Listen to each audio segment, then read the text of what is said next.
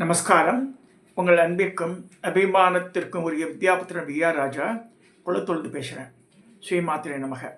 இது என்னுடைய 557வது வீடியோ. இந்த வீடியோவில் என்ன பார்க்குறேன், ஆல்ரெடி நேற்று சொன்ன மாதிரி இந்த திரிபுரா ரகசியம்ன்ற நூலை பார்க்க போகிறோம். இந்த இதில் எப்படி போகிறான்னு சொல்லிடுறேன். இந்த திரிபுரா ரகசியம்ன்றது மிகப்பெரிய நூல். ஆக்சுவலாக அது 1,20,000 கிரந்தம் இருக்குதுல்ல. அவ்வளவும் நம்ம பார்க்க போகிறதில்ல. ஏன்னா டோட்டலாக சொல்கிறது. இதில் முதலாவது பாகம் மகாத்மிய காண்டம். அதுதான் அடுக்கிறேன் நான். இந்த மகாத்மிய காண்டத்தில் மட்டும்தான் பேச போகிறோம் ஹோல் திங். அதெல்லாம் லலிதையோட கதையெல்லாம் வருது. அதுலேயே சில கதைகள் முன்னாடி நான் சொல்லிட்டேன். ஸோ அதெல்லாம் கட் பண்ணி இப்போ என்ன மெயின் சப்ஜெக்ட் தான் நம்ம போக போகிறோம். ஸோ முதலாவது காண்டம் மகாத்மிய காண்டம், 2வது பாகம் ஞான காண்டம், 3வது சரியா காண்டம். இல்லை மகாத்மிய காண்டத்தில் தான் எடுத்து இந்த கதைகள்லாம் வருது. அது திரிபுரா ரகசியத்தில் இவா போட்டிருக்கா. யார்? நங்கநல்லூர் ராஜராஜ ஷில்பிடம் ராஜகோபால சுவாமி அவளுடைய புஸ்தகத்தில் அதுலேருந்து எடுக்கிறேன் நான். ரொம்ப அழகாக போட்டிருக்கா. அது மனசில் புரிகிற மாதிரியும் இருக்குது, தெளிவாகவும் இருக்குது. அதுலேருந்து நான் அந்த கதைகளை சொல்லலாம் ஆசைப்பட்றேன். எப்படி இது வந்தது, பூமிக்கு எப்படி தெரியணும் இல்லையா? இது ஹரிதாயன சம்ஹிதை என்று வழங்கப்படும். எப்படின்னா, அதாவது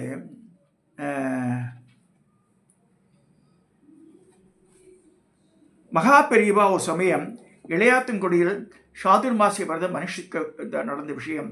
பெரியவா சங்கர பாஷ்யம் பாடம் நடத்தி கொண்டிருந்தார்.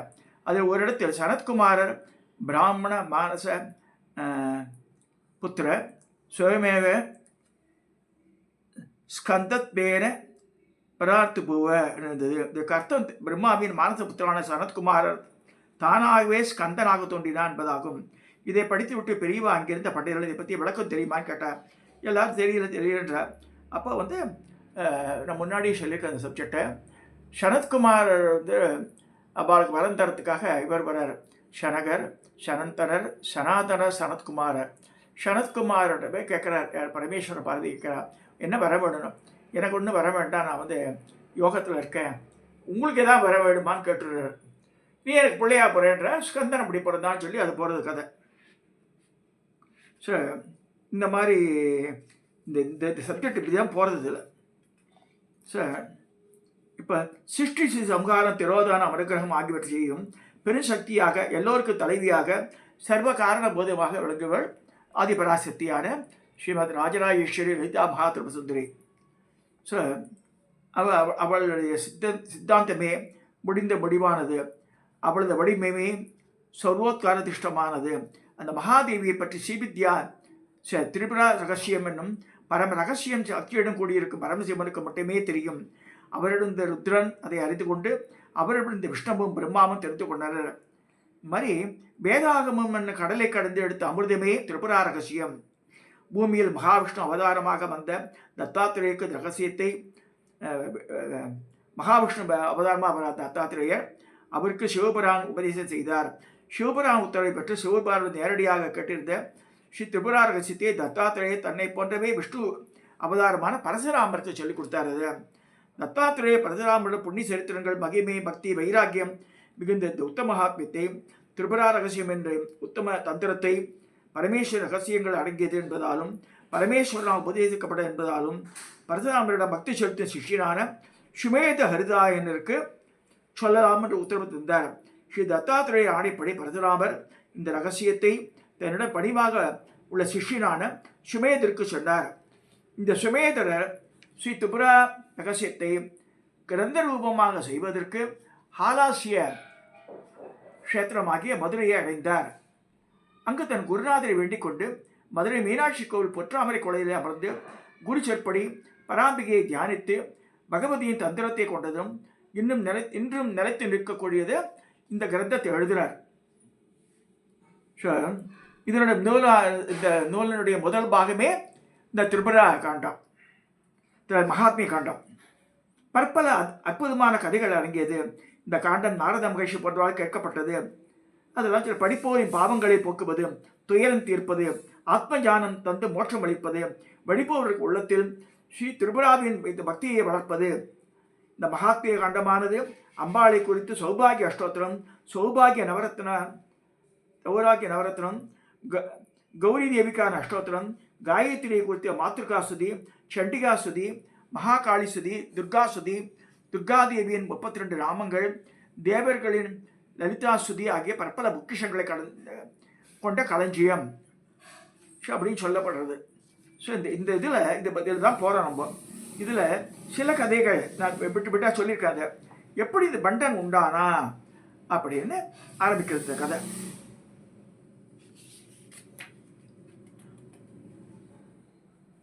ஸோ இப்போ எப்படி இந்த கதை போகிறதுன்னா பாருங்கள்.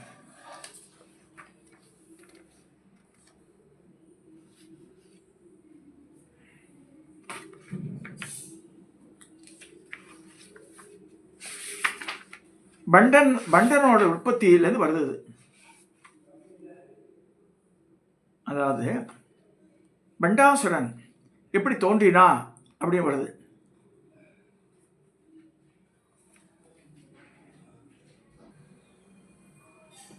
இப்போ ஹரிதாயனர் பற்றி பார்த்துட்டுருக்கோம்.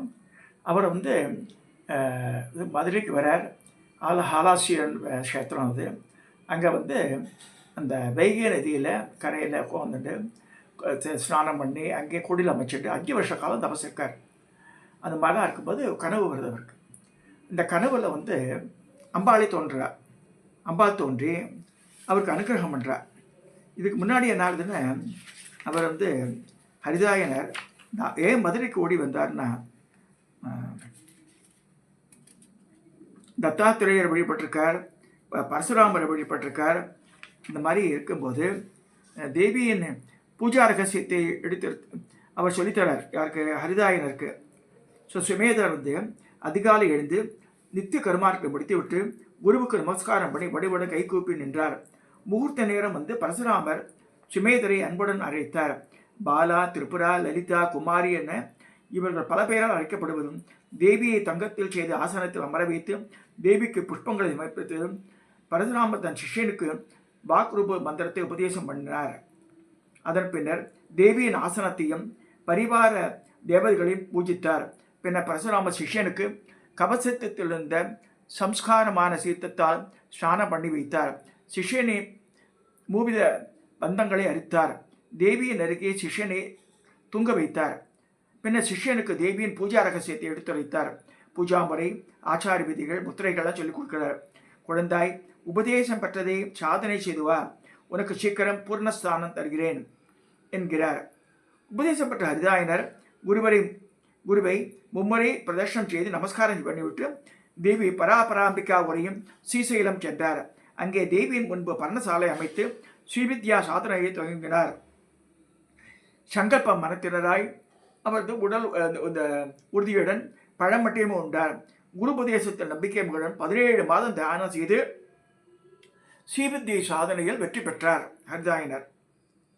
அப்போது ஒரு நாள் இரவு அவர் கனவில் 10 வயது பாலையாக கோடி மன்மத அழகுடன் இளஞ்சூரியன் போன்ற நிறத்துடன் ஜபமாலை, புஸ்தகம், பரதம், அபயம் கொண்ட கரங்களுடன் 3 கண்களுடன் மகுடத்தில் பிரைசந்திரனும் பாலா திருபசுந்தரி தோன்றினார். ஹரிதாயனர் ஆனந்த பெருக்கில் கைகூப்பி வணங்கினார். மூலவஸ்துவின் 3 தன்மைகளை கொண்டு 3 தடவை காட்டியதால் ஸ்ரீ திரிபுரா எனப்படுகிறாய். பிரம்மாதி தேவர்களுக்கு நீயே அடைக்கலம். தேவி ஹரி, ஹரன், தேவர்கள், ஆசான்கள் இப்படி யாருக்குமே உன் மகிமையில் ஒரு துளியை கூட அறியவோ விவரிக்கவோ முடியவில்லை. உன்னை வழிபடும் பாதையை செல்ல உன் திருவடிகளை பூஜிக்காதவருக்கு முடியாது. அப்படிலாம் அப்புறம் அவளை போற்ற ஸ்லோகமாகவே.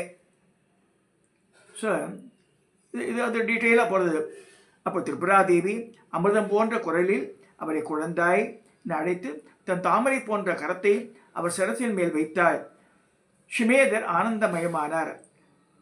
ஜெகன்மாதா அவரிடம் சீக்கிரம் எழுந்தும் குருநாதரிடம் சென்றடைவாய், உனக்கு சித்தி கிடைத்து விட்டது என்று சொல்லிவிட்டு மனதில் உதிக்கும் வண்ணம் மறைவது போலவே சற்றென்று மறைந்து விட்டார். சுமேதர் தூக்கத்திலிருந்து எழுந்தார். தான் கண்ட கனவை பற்றி எண்ணினார். கனவை பற்றியே மீண்டும் மீண்டும் எண்ணியவராய் எதுவும் ஓடாது மெதுவாக நடந்து நதியில் குளிக்க சென்றார். கனவு நிஜமா அதை பிரமையாக தெரியல அவருக்கு. ஸோ இந்த மாதிரி அந்த மாதிரிலாம் இருக்கும்போது அப்புறம் அசிரியர் கேட்கறது, குழந்தாய், தேவியின் வார்த்தைகளில் சந்தேகம் கொள்ளாதே, அது பொய்யல்ல, உண்மை. வானத்திலிருந்து ஒலித்த அந்த குரலை கேட்டதும் மகிழ்ந்த சுமேதர் தரையில் விழுந்து வணங்கினார். உடனே பரசுராமனிடம் சென்று அவர் பாதங்களை தொட்டு வணங்கி நடந்த விஷயத்தெல்லாம் பரிமாறிச்சுக்கிறார். ஸோ அவரை பிரதர்ஷனம் வந்து நமஸ்காரம் பண்ணுறார். அப்போ வந்து சுந்தரேஸ்வரியின் வல்லபியையும் பராம்பிகையுமான மீனாட்சி ஆட்சி செலுத்தும் ஹாலாஸ்புரிக்கு சென்று அங்கே செல்லுங்கன்னு சொல்லி அனுப்புகிறார். அங்கே வேகவதி நதிக்கரையில் ஸ்வர்ண தாமரைகள் விளங்கும் குளத்தில் கரையில் பராம்பிகையை குறித்து கடுந்தவம் ஏற்றினார். ஸோ தினமும் மாறு செய்கிறார்.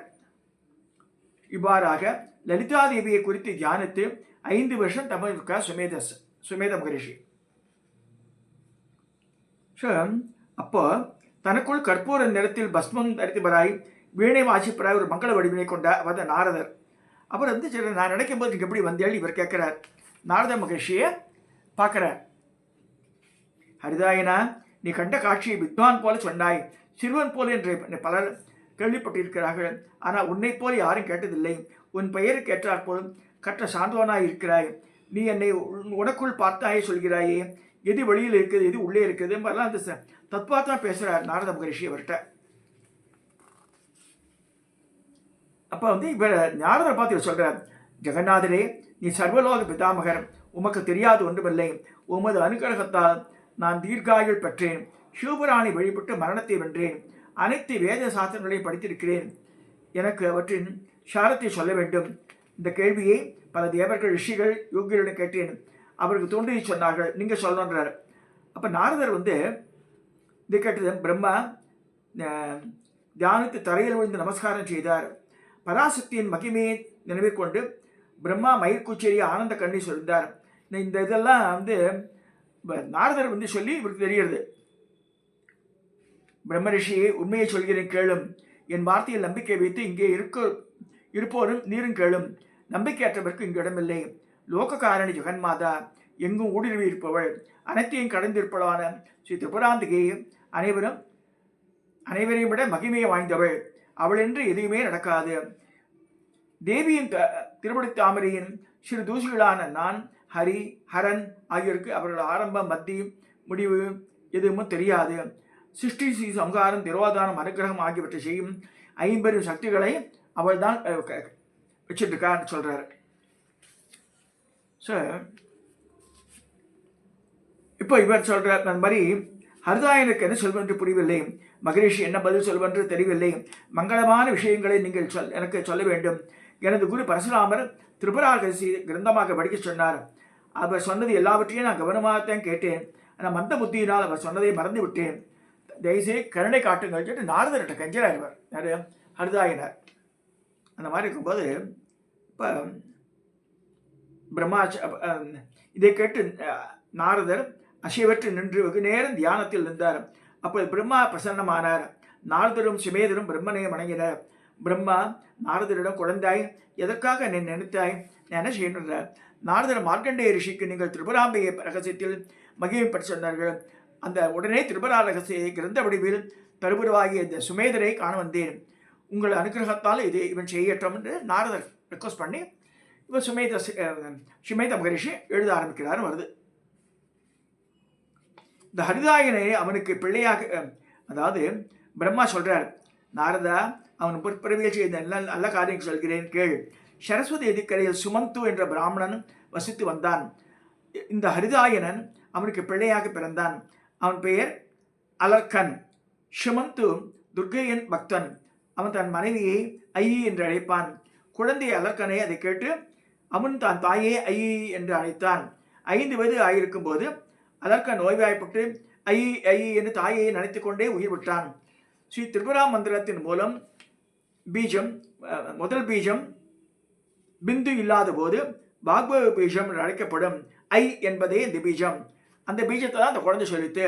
அதனால தான் இந்த ஜென்மத்தில் வந்து ஹரிதாயனா பிறந்ததாக பிரம்மா அருள்பாலை சொல்கிறார்.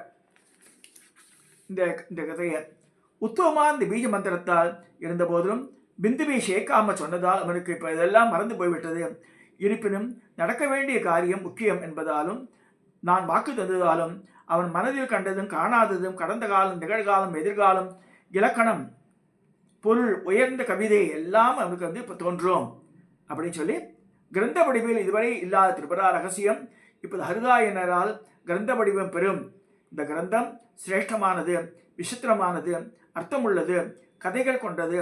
இதை படித்ததும் இதை படித்தாலும் கேட்டாலும் தேவி ஸ்ரீ திரிபுராம்பிகாவின் மகிழ்வான எத்தனை சாஸ்திரங்கள் படித்திருந்தாலும் திரிபுரா ரகசியத்தை படிக்காதோ கேட்காததோ இருந்தால் அவன் படிப்பு முழுமை அடையாது.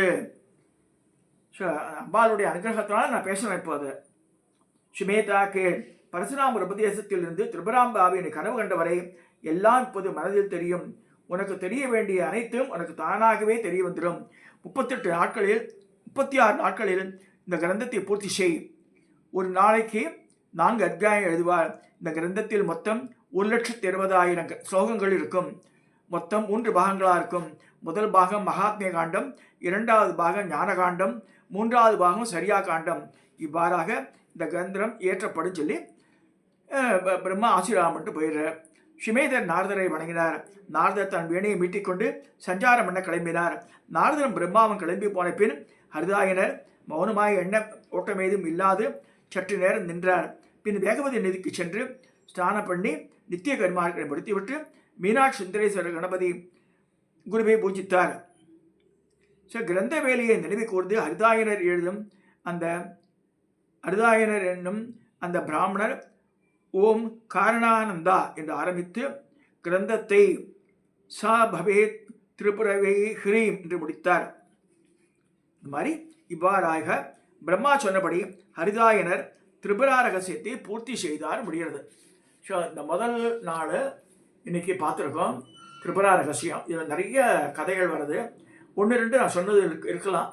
இப்போ மெயினாக வந்து பார்க்க போகிறது பின்னாடி இந்த லலிதா இந்த பண்டாசுரபதம் அதெல்லாம் வரப்போகிறது. பலவிதமான தேவதாசுரபங்களாக வருது. தயவு கேளுங்க. சிரவணம் பண்ணுறது ரொம்ப நல்லது. படிக்க முடியாதனால கேட்டு தெரிஞ்சுக்கலாம். அதை நான் ஒன்றும் பெரிய மாஸ்டர்லாம் ஒன்றும் கிடையாது.